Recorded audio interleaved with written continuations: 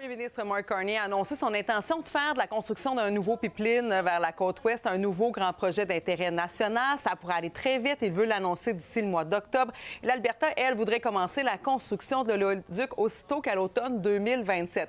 Des délais serrés qui veulent aussi dire qu'on pourrait donc contourner certaines lois canadiennes, dont celle de la protection de l'environnement.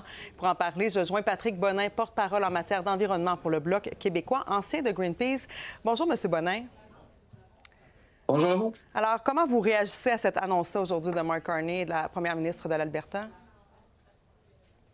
C'est une journée noire là, après avoir affaibli drastiquement la tarification carbone pour l'industrie, avoir affaibli également les évaluations environnementales, la réglementation pour les pétrolières gazières, pour la production d'électricité propre. Aujourd'hui, on voit que M. Carney pave littéralement la voie, déroule un tapis rouge pour un giga pipeline de sable bitumineux d'1 million de barils.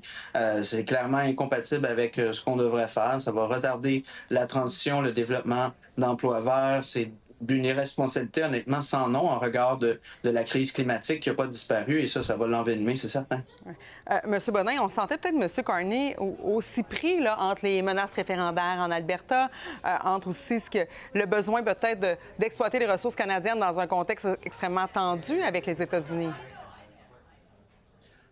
Il utilise clairement la crise tarifaire, la crise en Iran pour s'enfoncer à fond la caisse, je dirais même là, dans le pétrole et le gaz, alors qu'on sait qu'il faut s'en sortir et qu'il faut développer les solutions qui existent, là, tabler sur l'économie de l'avenir, pas l'économie du passé. Mais ce qu'il fait essentiellement, c'est qu'il plie devant les pétrolières, devant l'Alberta, en exaucant presque tous leurs vœux. C'est plus que ce qu'on a vu sous le gouvernement très conservateur de Stephen Harper à l'époque. En un an, les libéraux ont littéralement démantelé le cadre climatique. C'est impossible que le Canada atteigne ses objectifs de réduction de gaz à effet de serre. Ça va retarder une province comme le Québec qui gagne à ce qu'on met sur les énergies propres, sur l'électrification de nos transports, de nos industries, etc. Donc, c'est très triste d'avoir ça aujourd'hui. Vous aviez d'ailleurs lancé un message un petit peu plus tôt ce mois-ci pour que justement les députés et d'autres députés libéraux se rangent derrière Stephen Guilbeault, là.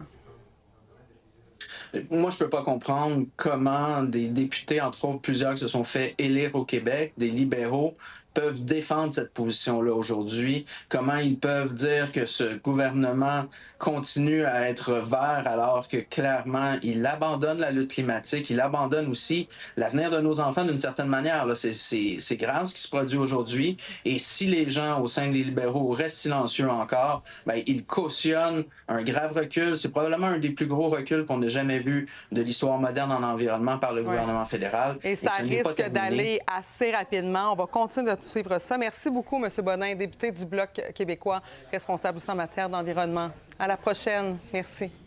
Merci. Bonne journée.